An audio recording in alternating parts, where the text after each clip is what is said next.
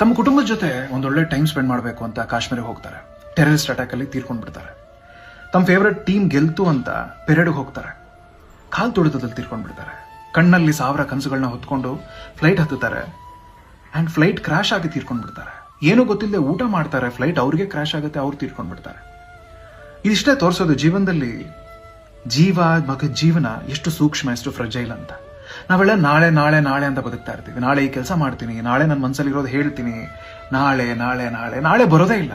ನಾಳೆ ಅನ್ನೋದು ಸುಳ್ಳು, ಇವತ್ತಷ್ಟೇ ಸತ್ಯ. ನಾನು ಏನು ಮಾಡಿದ್ರು ಇವತ್ತು ಮಾಡ್ಬೋದು.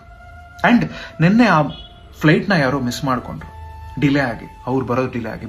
ನಿನ್ನೆ ಅವ್ರು ದೇವ್ರನ್ನ ಎಷ್ಟು ಬೈಕೊಂಡಿರ್ಬೋದು, ಆದರೆ ಇವತ್ತು ದೇವ್ರಿಗೆ ಹೊಗಳ್ತಾ ಇದ್ದಾರೆ, ನನಗೆ ದೇವರೇ ಆ ಫ್ಲೈಟ್ ಮಿಸ್ ಮಾಡಿಸಿದ್ದು ಅಂತ. ಏನು ಅರ್ಥ ಮಾಡ್ಕೋಬೇಕು ಗೊತ್ತಾ? ನಮ್ಮ ಜೀವನದಲ್ಲಿ ಮಿಸ್ ಆಗೋ ಫ್ಲೈಟ್ ಆಗಲಿ, ಕಾರ್ ಆಗಲಿ, ಬಸ್ ಆಗಲಿ ಅಥವಾ ಮನುಷ್ಯರಾಗಲಿ ಅವರೊಂದು ರೀಸನ್ ಮಿಸ್ ಆಗಿರ್ತಾರೆ. ನಮ್ಮನ್ನ ಏನರಿಂದಾನೋ ಕಾಪಾಡೋದಕ್ಕಂತ ದೇವರು ಅದನ್ನು ಮಿಸ್ ಮಾಡಿಸಿರ್ತಾನೆ. ತೀರ್ಕೊಂಡಿರೋ ಅಷ್ಟೂ ಜನರ ಫ್ಯಾಮಿಲಿಗೆ ಆ ದುಃಖನ ಬರ್ಸೋ ಶಕ್ತಿ ಕೊಡಿ. ಅದ್ರ ಜೊತೆ ಇದನ್ನ ಶೇರ್ ಮಾಡಿ ನಿಮ್ಮ ಫ್ರೆಂಡ್ಸಿಗೆ ಹೇಳಿ. ನಾಳೆ ಅನ್ನೋದಿಲ್ಲ, ಅದೇನಿದ್ರು ಇವತ್ತೇ ಆಗಬೇಕು, ಇವತ್ತೆಲ್ಲ ಬದುಕಬೇಕು. ಅಂಡ್ ನಮ್ಮ ಜೀವನದಲ್ಲಿ ಏನೇ ತಡೆ ಬರ್ತಾ ಇದ್ರು ಅದಕ್ಕೊಂದೊಂದು ರೀಸನ್ ಇರುತ್ತೆ.